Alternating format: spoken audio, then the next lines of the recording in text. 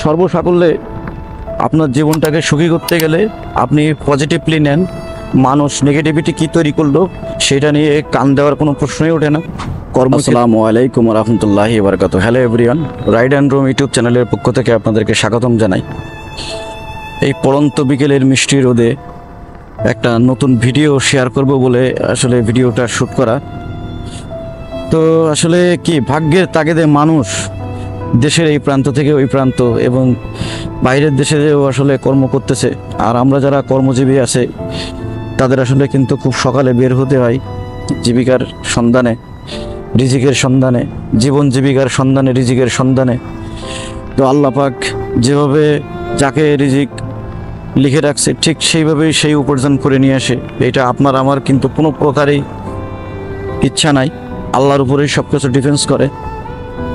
আসলে ভিডিওটা শেয়ার করার উদ্দেশ্য হচ্ছে কি, যে আপনি জীবনে যতটা জিনিস পজিটিভ নেবেন ততটুক সুখ পাবেন।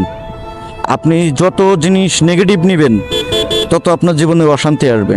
এইটা নাই কেন, ওইটা হইলো না কেন, এইটার সমস্যা, এগুলো তো চাইবেন কম, তত সুখ থাকবেন, তত সুখী থাকবেন। একটা ছোট্ট গল্প শেয়ার করি। আসলে আমি যখন ক্লাস 6 বা 7-এ পড়ি, ওই সময় ধরেন বাইক রাইড করা শিখছি। আর কিন্তু আমি এই মাঝখানের যে সময়টুকু, অর্থাৎ আমার গ্র্যাজুয়েশন কমপ্লিট করা পর্যন্ত, ইঞ্জিনিয়ারিং কমপ্লিট করলাম, এরপরে আমার মাস্টার্স করলাম। তো এখানে যতগুলো সময়, এই সময়ের মধ্যে কিন্তু আমি আর কখনো বাইক ধরি নাই। আমাদের ফ্যামিলির অনেকের বাইক ছিল বা ছিল, সেখান থেকে আমি তো রাইড করছি, বাপের ছিল, ঠিক আছে, কিন্তু আমি আর বাইক কিন্তু আমাকে ধরতে দেয় নাই। তো একটা সময় আবার যখন আমি আমার কর্মে ঢুকলাম, আসলে দেখলাম যে তখন হয়তো আমি একটা লোকাল ডিস্ট্রিক্টে আমার জব শুরু করি। তারপরে আমি ঢাকাতে চলে আসি, রাজধানীতে, এবং ঢাকা এছাড়াও আমি আরও 2টা লোকাল ডিস্ট্রিক্টে কাজ করছি। তো সেখানে দেখতেছি যে আসলে একটা বাইক এটা হলে কিন্তু ভালো হয়। তো ধরেন স্টার্টিং জব, বাবার কাছ থেকে হেল্প নেয়নি। আমি কিন্তু আমার প্রথম বাইক একটা জাপানি RX ছিল, তারপরে ইন্ডিয়ান RX, এরপরে কিন্তু বাজাজ প্ল্যাটোনা, এইগুলো আমি কিন্তু রাইড করছি আর কি। তো যখন ওই এরকম ভালো বাইক আমার পাড়ে দিয়ে যেত, তখন চিন্তা করতাম যে একদিন হয়তো আমি ওইটা কিনবো। কিন্তু কাউকে কিন্তু এটা আমি দেখে হিংসা করি নাই, কখনোই না।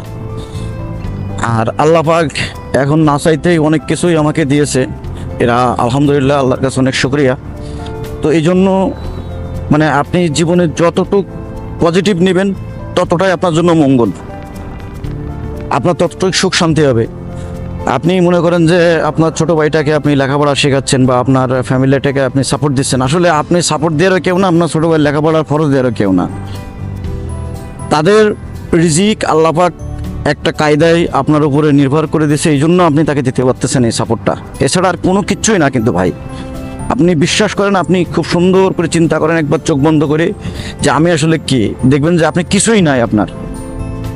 সো এইটা জীবনটাকে সুখী করতে গেলে, ভালো থাকতে হইলে আপনার কিন্তু অবশ্যই সব কিছু পজিটিভলি নিতে হবে। আপনি নেগেটিভ কিছু নিয়েন না। একটা সমস্যা আসছে সামনে, আপনি সেটা সমাধান করে ফেলেন, ঝেড়ে ফেলেন। এই যে যেমন মনে করেন যে আমি আমার চ্যানেলে যে ভিডিওটা আপলোড করছি হোন্ডা হর্নেট ভার্সন 2, এটা নিয়ে অনেক নেগেটিভ কমেন্টস করছে। আমি ওই বাইকটা বিক্রি করে দিয়েছি। ওইটা যদি আমার দৌলাতে, মানে আমার কাছে থাকতো, তাহলে ওইটা ধরেন মনে করেন যে আমি অন্তত মিনিমাম 20-30 হাজার কিলো চালাইতাম, কোনো না কোনো ওয়ে বা বাহানা করে, কিন্তু এটা আমার কাছে ছুটে গেছে।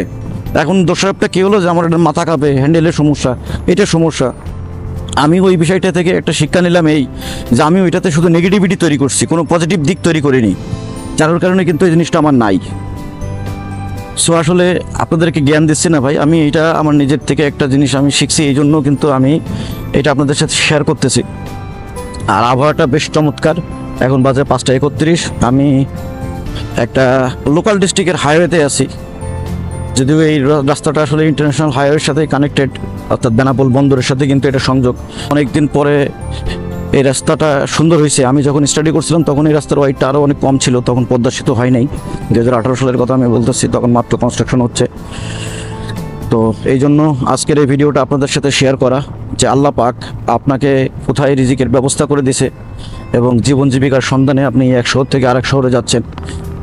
সেটা আমরা যারা আসলে কর্ম করি তারাই বুঝি এটা যন্ত্রণা। শর্টকাট ছোটোখাটো হইলে সেটা আমরা বাইক নিয়ে ট্যুর করি, হয়তো বাস নিয়ে বাসে যাচ্ছে, কেউ হয়তো তার গাড়ি আছে, গাড়িতে যাই। তো সব কিছু কিন্তু আল্লাহ পাক নির্ধারণ করে দিছে, এটাই, আর কিছু নাই। সর্বসাকল্যে আপনার জীবনটাকে সুখী করতে গেলে আপনি পজিটিভলি নেন। মানুষ নেগেটিভিটি কী তৈরি করলো সেটা নিয়ে কান দেওয়ার কোনো প্রশ্নই ওঠে না। কর্মক্ষেত্রে বা আপনার জীবনে চলার ক্ষেত্রে সব রকমের নেগেটিভিটি থাকবে, এটা নিয়েই চলতে হবে। এই প্রত্যাশাই আজকের মতো এখানেই বিদায় নিচ্ছি। আল্লাহ হাফেজ। আসসালামু আলাইকুম ওয়া রাহমাতুল্লাহি ওয়া বারাকাতুহু।